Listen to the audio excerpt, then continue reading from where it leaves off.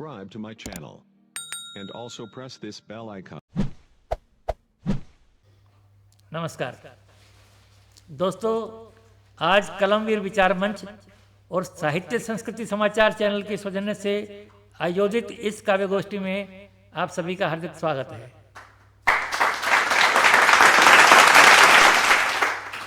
हमारी खुशनसीबी कि आज के इस कार्यक्रम में हरियाणा ही नहीं, दिल्ली से भी हमारे कवि मित्र के शंकर सौम्य जी ने शिरकत की है और आज हमारा सौभाग्य कि वो हमारे बीच हरियाणा में हैं।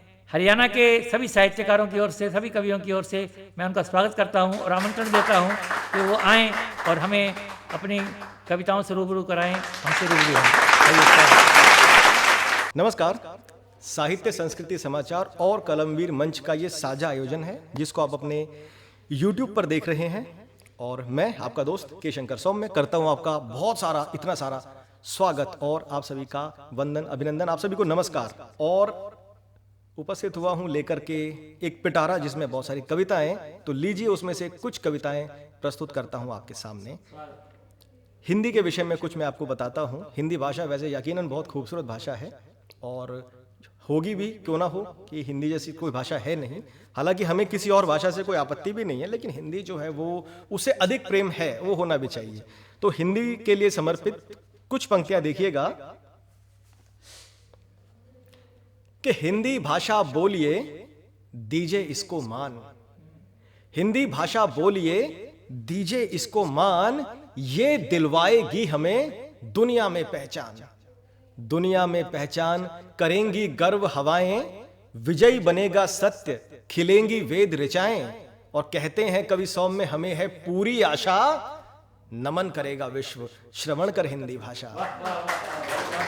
नमन करेगा विश्व श्रवण कर हिंदी भाषा। दोस्तों, इसी के साथ कुछ पंक्तियां और देखिए कि देवनागरी रूप है हिंदी यह कहलाए।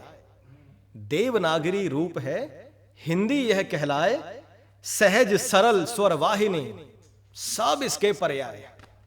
सब इसके पर्याय मधुरतम उर की भाषा, संस्कार की सुता भाव रस की परिभाषा।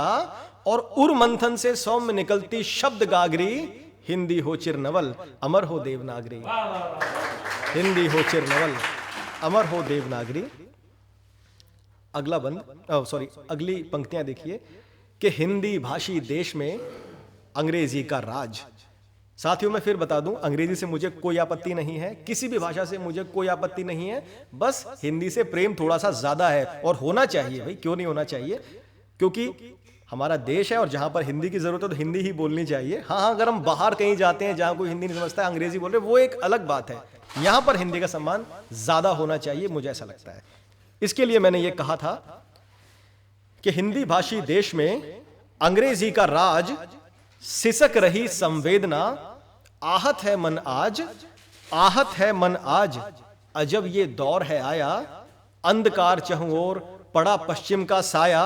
और निज भाषा है सौम्य भारती मां की बिंदी, करें सभी संकल्प बसे घर घर में हिंदी। करें सभी संकल्प बसे घर घर में हिंदी। तो साथियों, बहुत बहुत धन्यवाद। आप सुन रहे थे अभी हिंदी के विषय में, और एक और रचना जो मेरे मन के बहुत करीब है, तो मैं सोचता हूं कि वो भी आपके सामने साझा कर देता हूं। इसका कोई शीर्षक नहीं है, कोई भूमिका नहीं, कुछ नहीं, मन की भावनाएं हैं, आपके सामने साझा कर रहा हूं।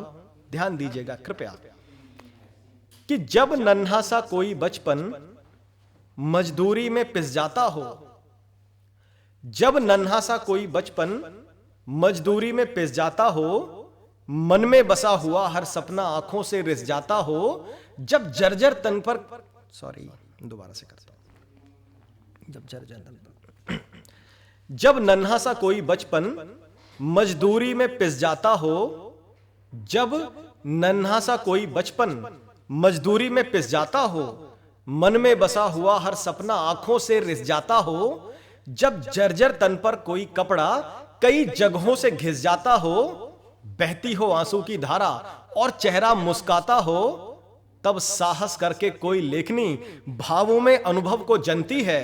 ऐसे में कविता बनती है, ऐसे में कविता बनती है। बहुत बहुत धन्यवाद, बहुत धन्यवाद। और जब किसी जगह पर छोटे बच्चे भूख के कारण बिलख रहे हों और कहीं पर नेताजी की महफिल में प्याले छलक रहे हों, जब निर्धनता से हार मानकर कुछ लोग भाग्य पर सिसक रहे हों और कुछों के घर व आंगन धन अंबारों से खनक रहे हों, जब कहीं अंधेरा छाया हो और कहीं दिवाली मनती है, ऐसे में कविता बनती है, ऐसे में कविता बनती है।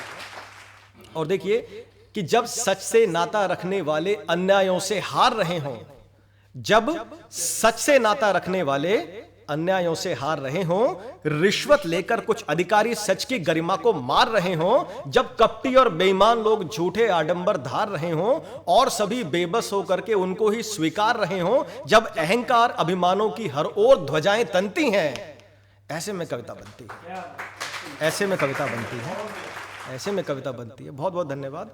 लेकिन दोस्तों ऐसा नहीं है कि कविता हर बार दुख में, तकलीफ में, परेशानी में बनती होगी। बहुत बार प्रेम भी कविता का आधार होता है।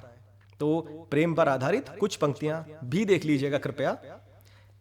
कि जब सावन की मधुर फुहारें कोई रिमझिम राग सुनाती हों, जब सावन की मधुर फुहारें कोई रिमझिम राग सुनाती हों, अनजान पथिक के स्वागत में सारी कलियां खिल जाती हों, जब कुमुद कोई प्रियतम भंवरे को देख के नयन चुराती हो और सृष्टि सारी इंद्रधनुष के रंगों को छलकाती हो, तब काव्य कुसुम बनकर शब्दों की अवली मन में खिलती है, ऐसे में कविता बनती है, ऐसे में कविता बनती है, ऐसे में कविता बनती है। तो दोस्तों बहुत बहुत बहुत धन्यवाद आपका कि आप इस वीडियो में एंड तक जुड़े रहे। चैनल को सब्सक्राइब करना बिल्कुल मत भूलिएगा, कमेंट करके अपने मन की बात हम तक जरूर पहुंचाइएगा और हाँ लाइक भी कर दीजिएगा। धन्यवाद, थैंक यू।